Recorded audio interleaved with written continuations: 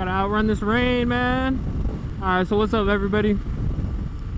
I almost decided that I wasn't gonna make any videos until I get the R3 back, because I know so many of you guys want to see some R3 content, but we're coming up on 400 subs and it feels like the subscriber count has just been skyrocketing lately. I mean, it technically hasn't, it just feels like it has to me, because I feel like we just hit 300, we're already coming up on 400, so I gotta reciprocate that energy, you know, that you guys are giving to me subscribing to the channel. I just got off work. I was supposed to be at the gym, but it's been raining and I'm gonna get this opportunity to record a video for y'all. With that being said, let's get into the topic, which is, should you buy an MT-09 for your first bike? And the short answer is no. You shouldn't get an MT-09 for your first bike.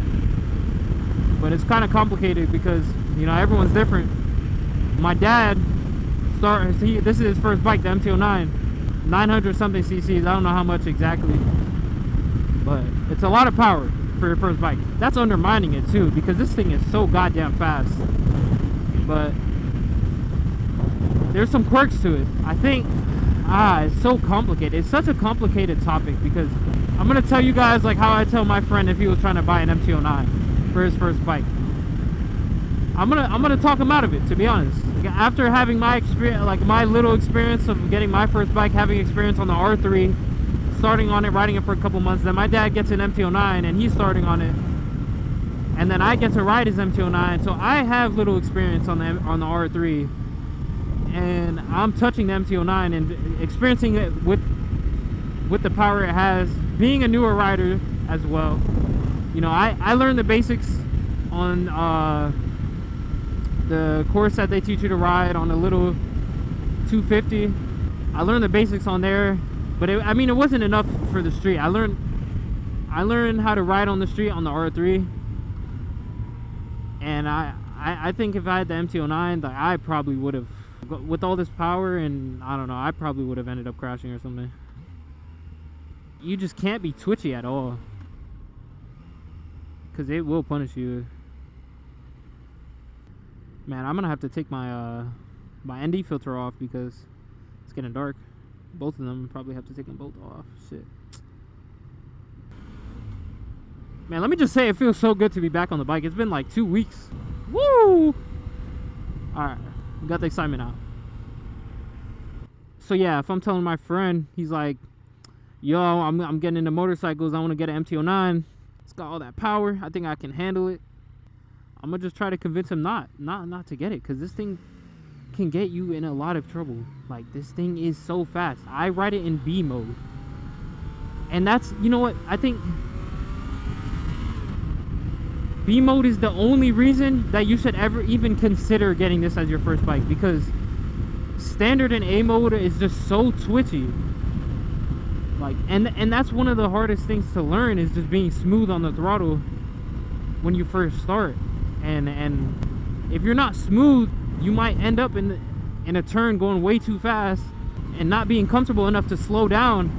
So it's easy to go fast, but then slowing down is the problem. And then leaning into the turn, that's another thing. You're not going to be confident leaning into turns going 60 miles an hour. You don't know how to brake properly, and you're just coming in too hot. And that's going to happen in so many of the turns you're going through, unless you're just extremely careful, watching your speed, and just responsible. And that's what it takes. It takes a fuck ton of responsibility. Let me take my ND filter off really quick. Oh my god, I better be able I gotta shove this in my pocket and not drop it at the same time. Alright, so yeah, it's just gonna take, it takes a lot of responsibility and self-control, because it's so easy to twist the throttle and go fast. You're gonna want to experience that speed at some point, and it's probably gonna be like after you reach that little comfort zone where you're just comfortable going in a straight line, and you're just going to open it up, and like that can just really mess you up. If I were telling one of my friends, like, I don't want to hear him say he wants an MT-09 and I encourage him to get it, and then, you know, he ends up in a crash. another thing is just be patient. Like at least start on an MT-07 or something. Unless you're just confident that you can learn fast, that's probably the only exception that you should get an MT-09. And then if you're financially stable for it too, you're gonna want an exhaust. Exhausts aren't really cheap for this bike, I don't think. They might be, I don't know. I haven't done much research, but I think the full Acro is like over 1,000.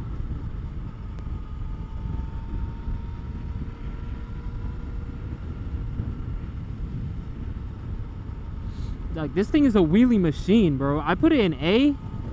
The moment I barely twisted the throttle, this thing's front end felt like it was ready to come up. It's just, and that was after a couple months of riding. That A mode felt like a handful, and it's like I couldn't imagine if someone fresh out the MSF course goes to the dealership and is taking one of these home, is like trying to get home with this. Because it's pretty intimidating. Like, I don't care how confident you are, if it's your first time on the bike, other than the MSF course, it's intimidating going on the street. Well, I guess it depends where you live, but if you get this bike for your first bike, at least like have it shipped to your house. And I don't know, if you do end up having to take it home, you just got to take your time. And that's the most important thing, I think, with getting a bike this powerful for your first bike, is that you just got to be patient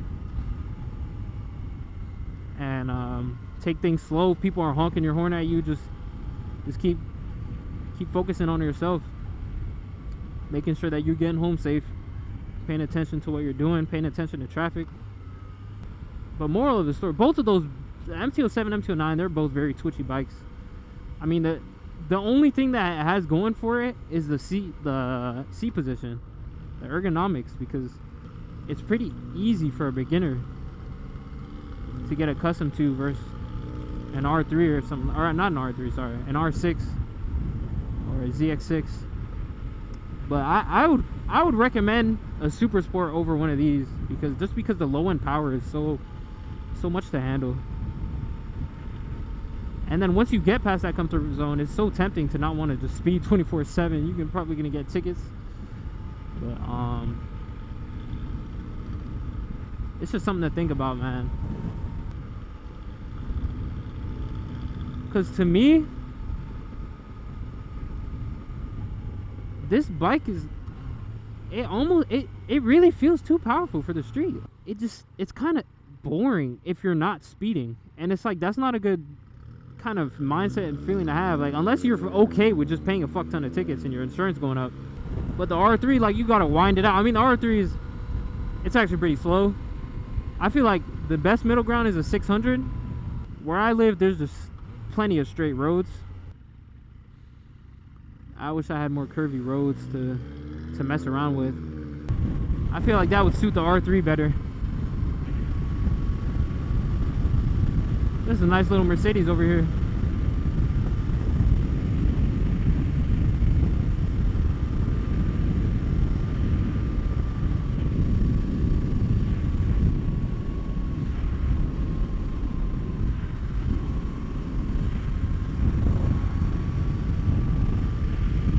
Had to give him a little thumbs up, feel me?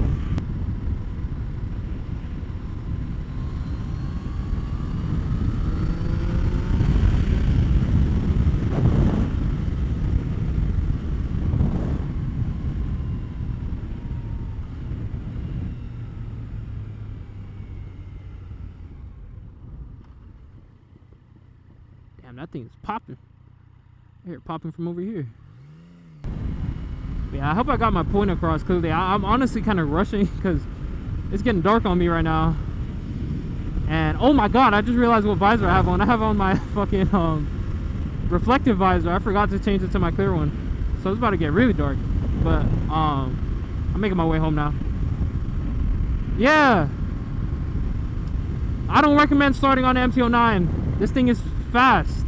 It's too fast. Start on something slower. You'll have more fun. You won't be scared of the bike. You'll overall just be having a better time, because it's just not so twitchy, and you're not worried about how careful you're being with your wrist. It looks nice, it sounds good with an exhaust, it's smooth, but it has a lot of power. I think if you really want to enjoy the experience of like learning how to ride a motorcycle, you should start on something smaller. Yeah, that wraps up the video. If you enjoyed, drop a like, comment, like applying the comments. If you're new, subscribe to the channel. When I get my R3 back, I'm gonna have so much mods coming for you guys. I know you guys love the R3. I'm gonna put some mods on it, make it look nice. I'm gonna have an exhaust. I'm gonna drop a video on the exhaust. Yeah, so if you're new, subscribe. I got new shit coming. You'll be happy about that if you're here for the R3. If you're already subscribed, drop a like, comment. I recognize y'all that keep coming back and commenting. The channel's growing pretty fast in my opinion.